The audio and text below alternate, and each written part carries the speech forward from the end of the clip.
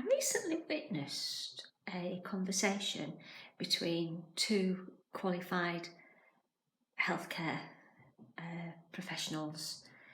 It wasn't a professional conversation, it was a personal conversation that they were having that I overheard, eavesdropped. We all do it, don't we?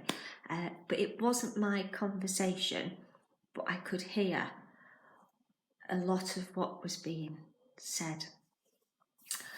One of the, let's call it A, was very concerned about some health issues going on within the family, and I mean very concerned. And A was I suppose thinking out loud to B, and trying to work through everything.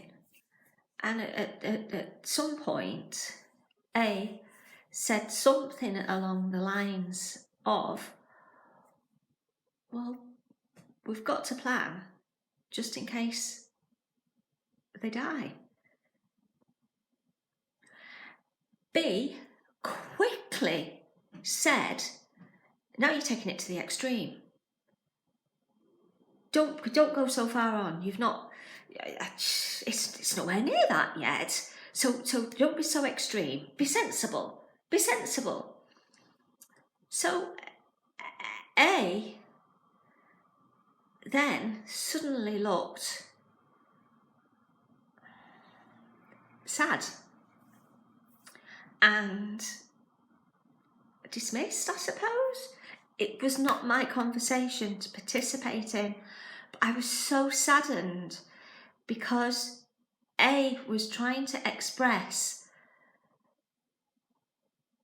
to somebody they thought cared and had knowledge. Because I think even as, if we're talking about something that's within our field, when it's personal to us, we sort of lose perspective and we can't really see the wood for the trees, and it's not like talking to somebody else when you're in your professional stance. It's more like you actually can't really think things through as well when it's happening to you.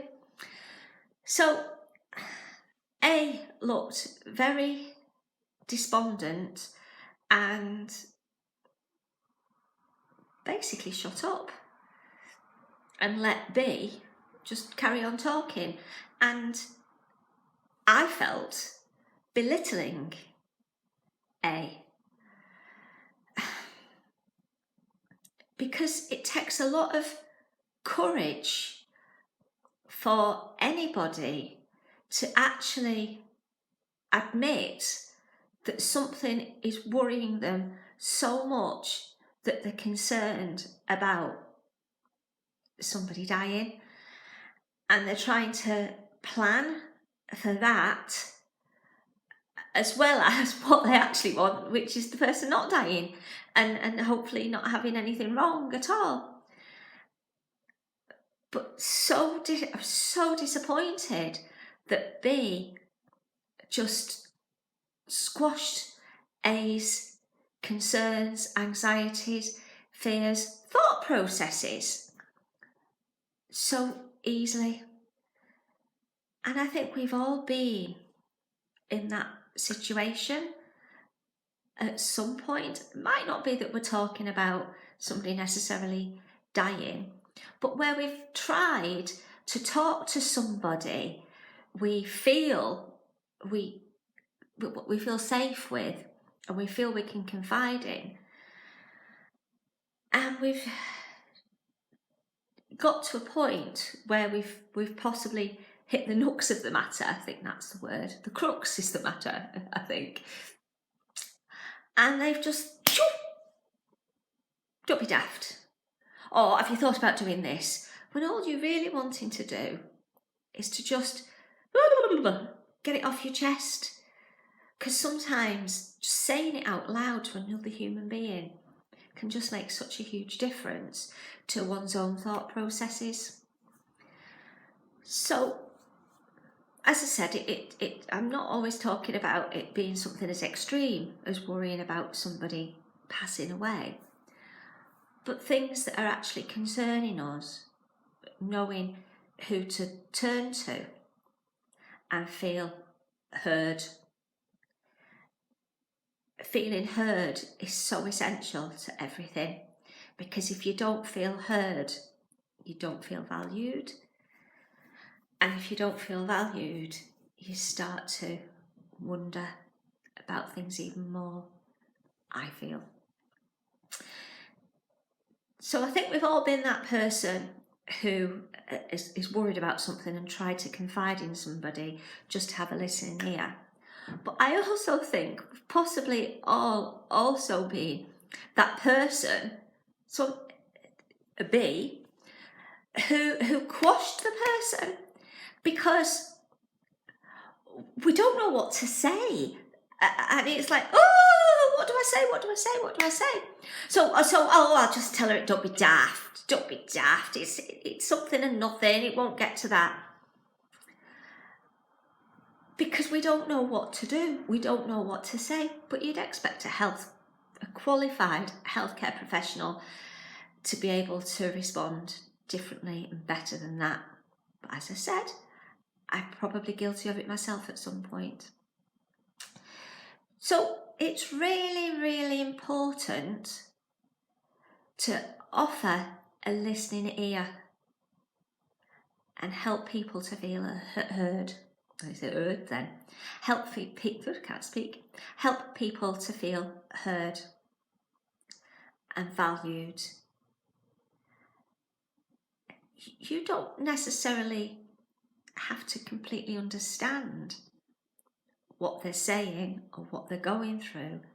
You just need to be there to hold the hand and listen, because it's their journey and we can't take people's journeys off them.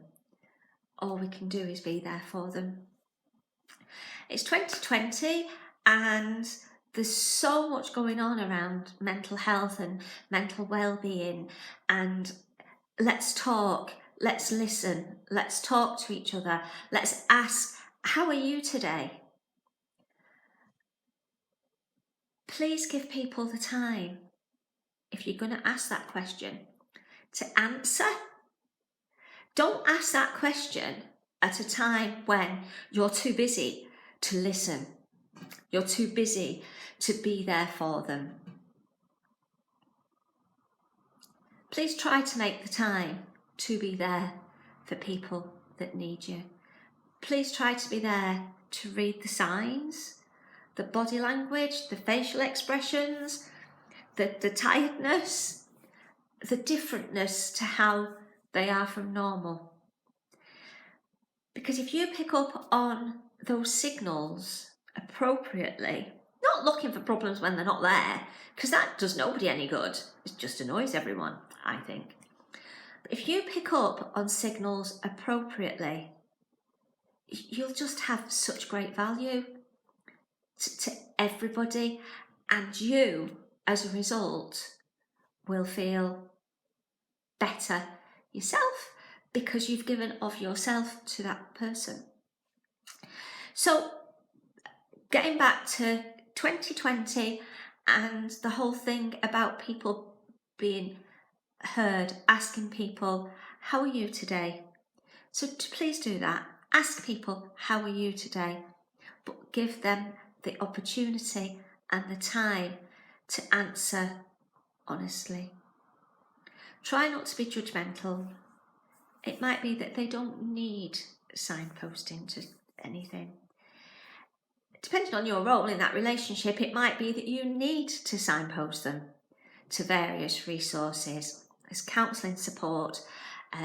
The NHS in the UK has various local counselling supports depending on the council. And there's various counselling supports through employers, so that's employee assistance programmes, generally EAPs, things like that.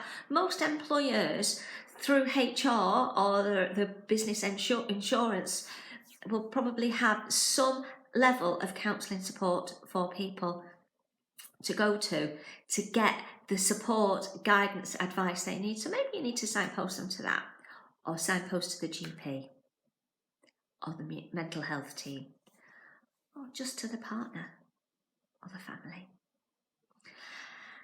Hope this has been helpful, and I appreciate your time. I'm Jackie, Jackie Chatterton from CHATTERVATION. This is part of the Candid Chatter series and part of my promotions for my return to work, being at work and wellbeing workshops, whether virtually or in person. So if you like the video, then please like it, share it, subscribe, comment, tell people about me, tell your boss. Tell them that I'd be perfect to come in and help people getting back to work, or staying at work, or just with general well-being in the workplace, or boosting morale. As I said, thanks for your time. Have a great day. Take care. Bye-bye.